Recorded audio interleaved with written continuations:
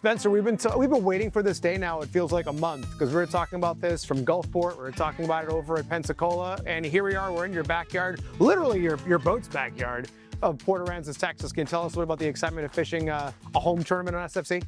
We're excited to be here, and it's great to be home. And obviously, being here is great for everybody on our team. Get to go home at night and see our families. Feels good to be home. In terms of the fishing here, you know, we've been talking about this contrast of styles between the guys that are going strictly for blue marlin, you guys who like to light up the leaderboard with different species, running dredges, going fast, covering a lot of ground. This tournament kind of suits that style given the range. You have a 100-mile range that you're going through for the 3 days. Can you tell us about what we're kind of looking to expect out there? So within the 100 miles, there's no floating oil rigs. There are a few standing that are in shallower water that are attached to the bottom. This year they did put some fads out, so I would expect some boats go to those fads. The fishing's been pretty decent from what it sounds like. We actually just got back, so we haven't even pre-fished. The wind's been blowing, but we're excited to get out there and go see what we can get into.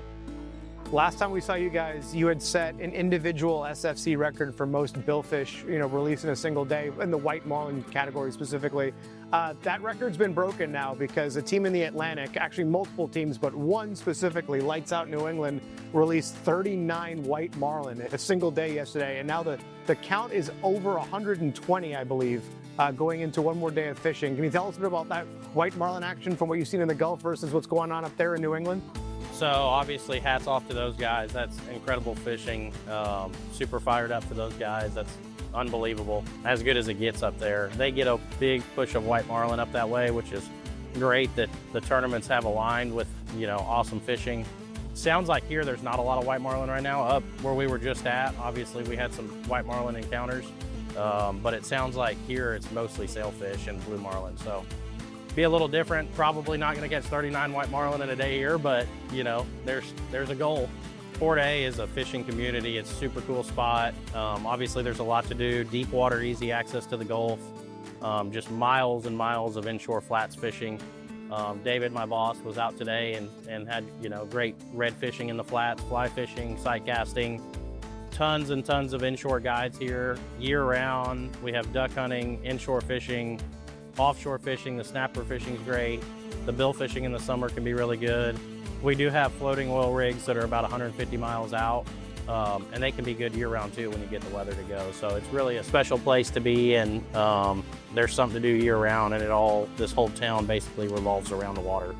If you're not hunting, and if you're not competing in a tournament, what's your free time look like down here in terms of like outdoor activity? That's about it. No, I'm not a big beach person. We do a lot of hunting in the wintertime and obviously a lot of fishing. It's a sportsman's paradise down here. The dove hunting, duck hunting, deer hunting, everything. It's plus the fishing. You can have a lot of fun here. I only have one more question, and it's a pep talk for that guy right there. Big Jim Bob, let's eat. Feeling dangerous. Jimmy.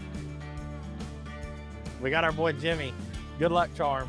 Been with us since day one, been through the struggles, the ups and downs, and he's back in our backyard now, so we're excited to see him.